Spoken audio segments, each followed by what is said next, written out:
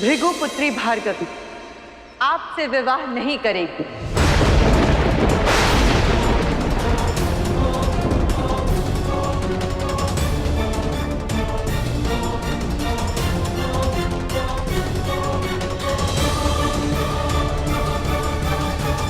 पुत्री, विवाह की इस शुभ बेला में ऐसी अशुभ बातें नहीं करते।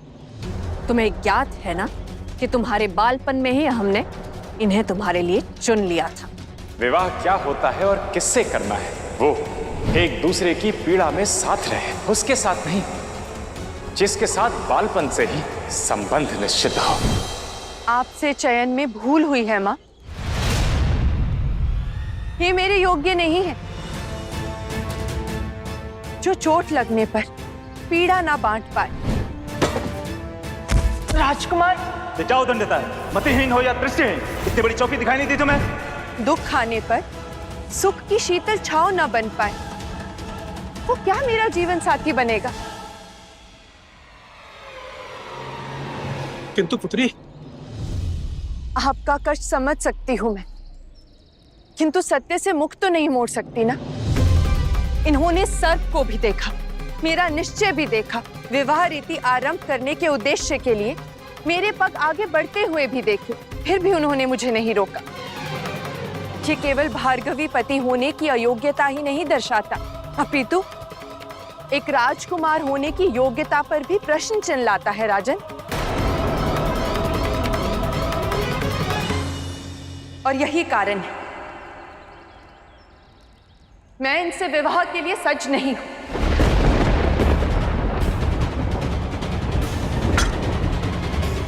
सज्ज होना होगा तुम्हें भार्गवी, हम वचन के बेड़े में बन चुके हैं। भैया, वचन तो प्रतिशोध का था ना, नारायण को दंडित करने की क्षमता का था, जो केवल विवाह के उपरांत अर्जित की जा सकती है ना?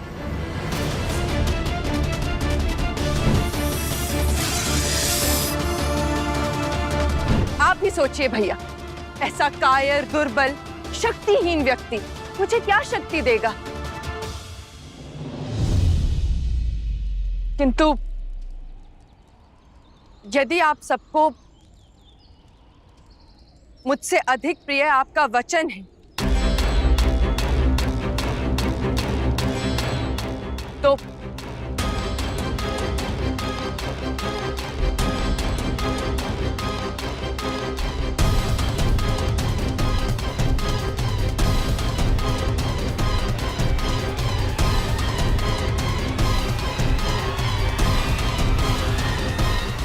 तो मैं भार्गवी इस अग्नि कुंड में कूदकर आत्मदाह कर दूंगी। भार्गवी नहीं, लेकिन जीवन भर एक कायर की जीवन संगिनी बनकर कुंठा में नहीं जलूंगी।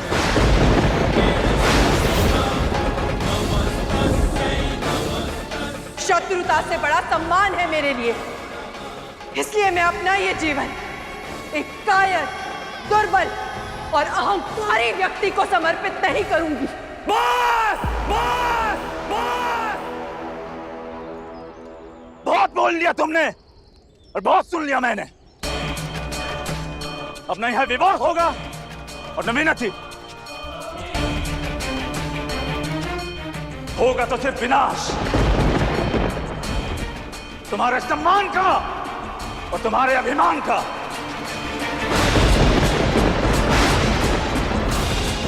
मैं अभी इस क्षण भार्गवी को अपने साथ यहां से ले जाऊंगा, और वो भी बिना किसी बंधन में बंधे हुए।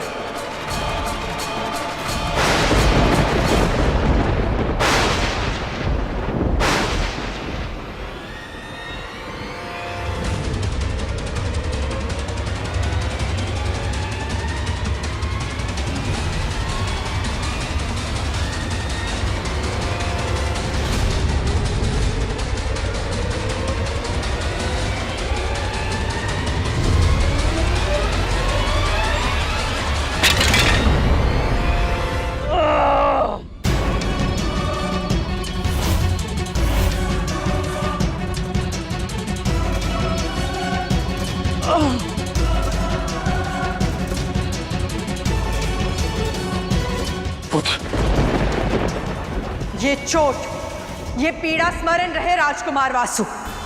ये एक सीख है स्त्री सम्मान की कि आज के बाद कभी किसी स्त्री पर हाथ तो क्या, दृष्टि भी मत डालना,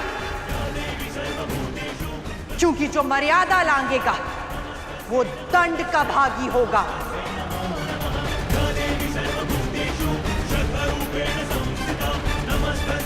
ए ऋषिवर, आपके आंगन में आपके अतिथि का घोर अपमान हो रहा है।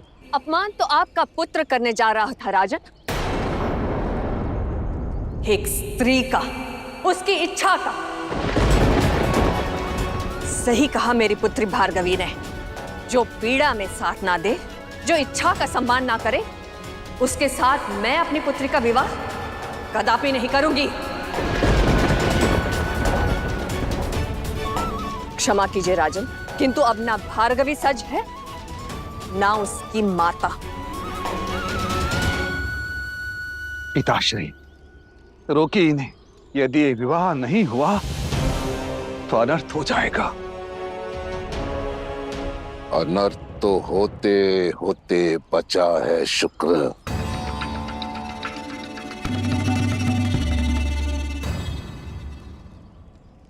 मुझे क्षमा करो तो पुत्री, हमारा चयन तुम्हारे लिए योग्य नहीं है।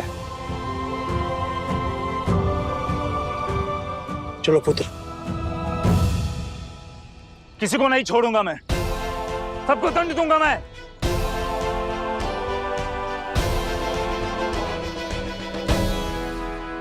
आप सबकी इच्छा का अपमान किया है मैंने।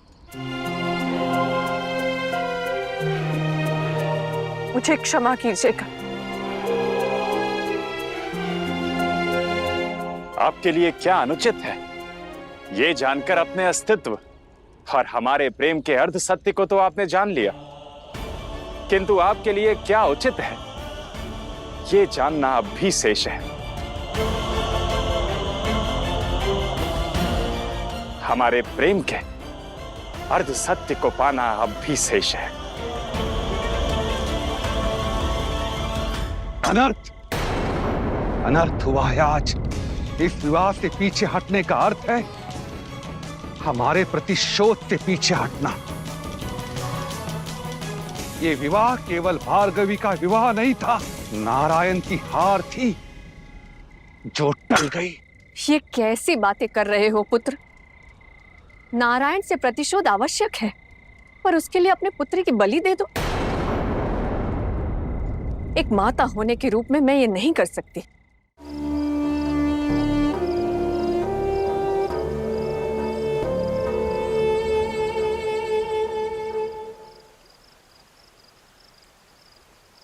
ठेस सम्मान को लगी है या हृदय को?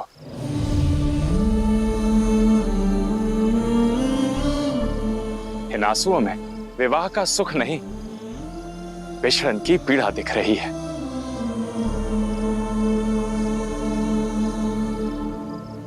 जिससे विवाह करना था भगा दिया उसे। पर इसका कारण? योग्यता।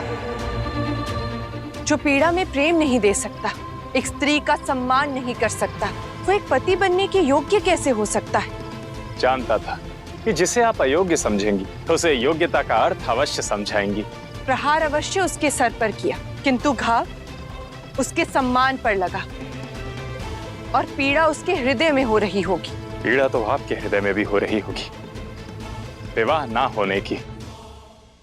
जो भी हुआ प्रतिशोध के हित में नहीं हुआ, परंतु परिवार के लिए उचित हुआ।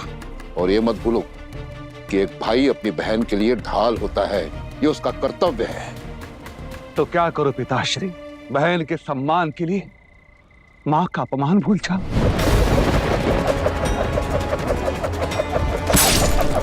भूल जाओ मेरे पिताश्री जो प्रतिशोध की अग्नि में जल रहे हैं, उनकी पीड़ा भूल जाओ। भूल जाओ नारायण का षड्यंत्र, उनसे शत्रुता। तुम भूल सकते हो, परंतु मैं नहीं भूल सकता कि हमारा प्रतिशोध क्या है। मैं ये भी नहीं भूल सकता कि हमारा शत्रु कौन है? वो नारायण। मैं भार्गवी का विवाह किसी और से करवा दूंगा, परंतु नारायण की कभी नहीं होने दूंगा, कभी नहीं होने दूंगा, कभी नहीं होने दूंगा। वो ना सही, किंतु मैं अब भी सज्ज हूं।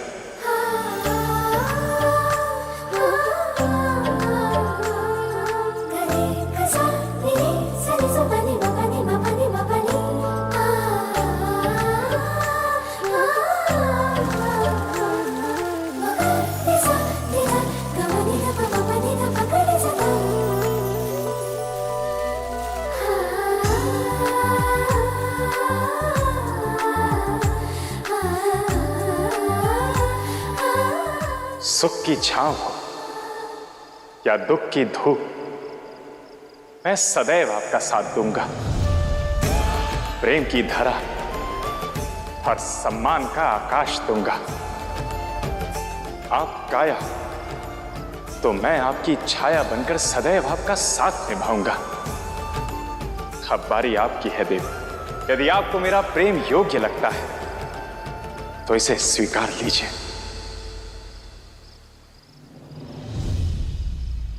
मैं तुम्हें अपना सत्य बता रही हूं और तुम मुझे स्वप्न दिखा रहे हो, मेरी पीड़ा का उपहास उड़ा रहे हो।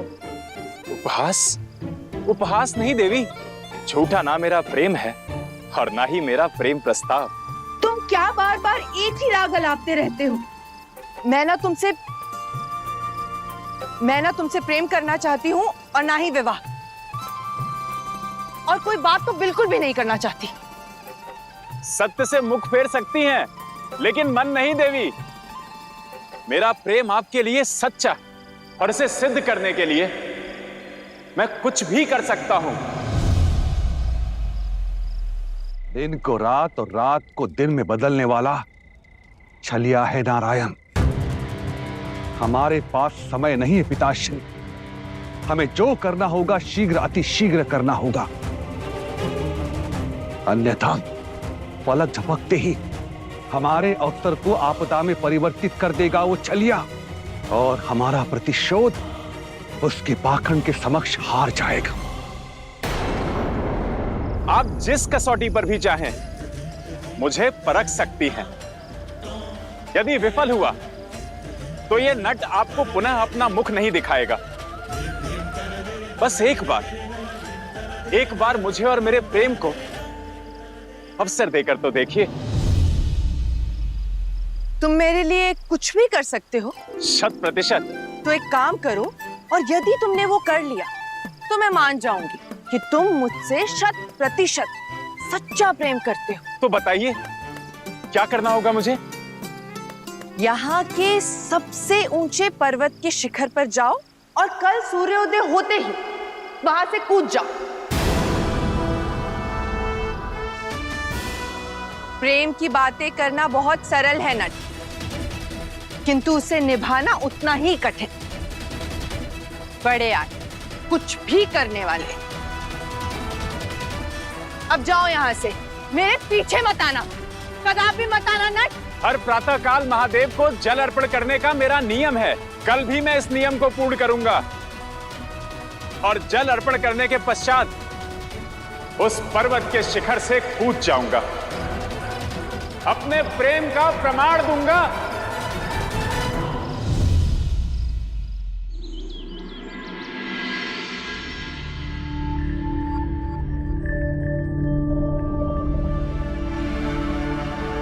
हर प्रातःकाल महादेव को जल अर्पण करने का मेरा नियम है। कल भी मैं इस नियम को पूर्ण करूंगा, और जल अर्पण करने के पश्चात उस पर्वत के शिखर से कूद जाऊंगा।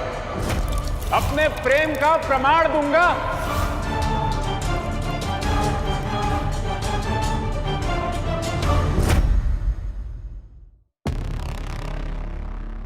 हे महादेव, कहीं वो मूर्ख नट सच में तो पहाड़ से नहीं कूद जाएगा।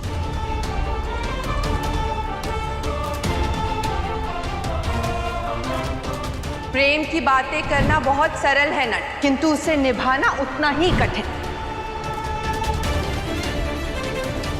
यहाँ के सबसे ऊंचे पर्वत के शिखर पर जाओ और कल सूर्योदय होते ही वहां से कूद जाओ।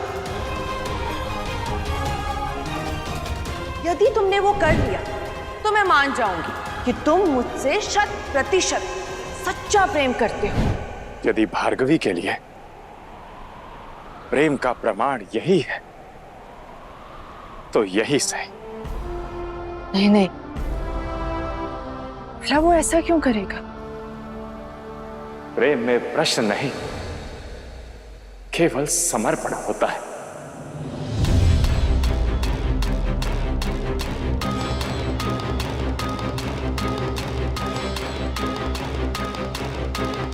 कहाँ चली पुत्री?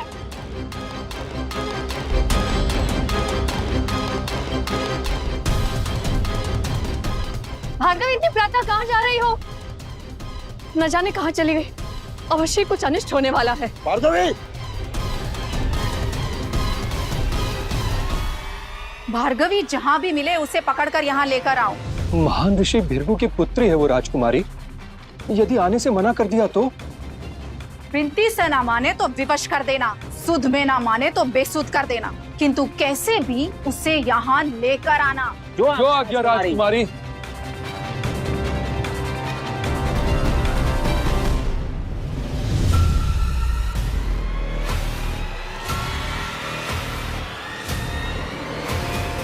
रुक जाओ नट।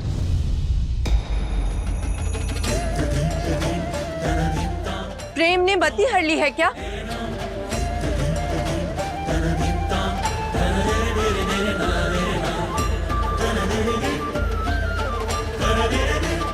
आप ही ने तो ये मार्ग सुझाया था। प्रेम का यही प्रमाण चाहिए था ना आपको।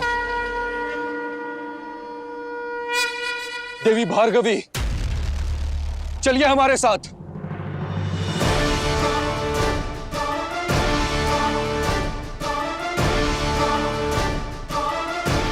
अगर आग्रह से नहीं मानी तो आवेश दिखाना होगा, इन्हें बंदी बनाना होगा। मेरा प्रेम ढाल बनकर खड़ा है इनके सामने। ले जा सको तो ले जा।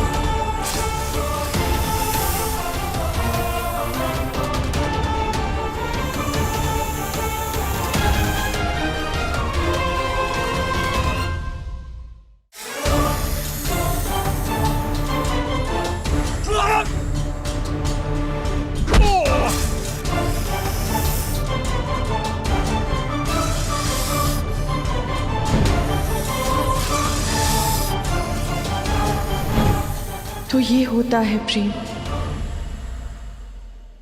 जहां बह नहीं भाव है,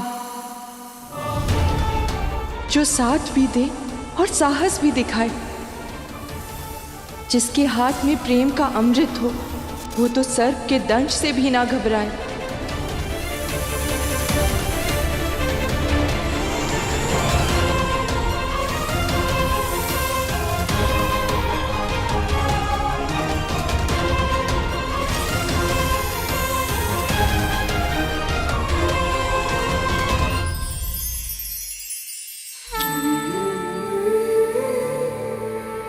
हम जीवन में यूं तो जन्म से कई शिक्षक, कई मार्गदर्शक पाते हैं, माता पिता से लेकर गुरुजनों, मित्रों तक। किंतु इन सब से बड़ी शिक्षक है प्रकृति, जो बिना बोले ही हमें बहुत कुछ सिखाती है। ये प्रकृति ही तो है जो हमें हमारे जीवन में विश्वास और संतुलन स्थापित करने की शक्ति देती है। इसीलिए सदैव प्रकृति का सम्मान करें, क्योंकि प्रकृति आपसे नहीं, आप प्रकृति से बने हैं।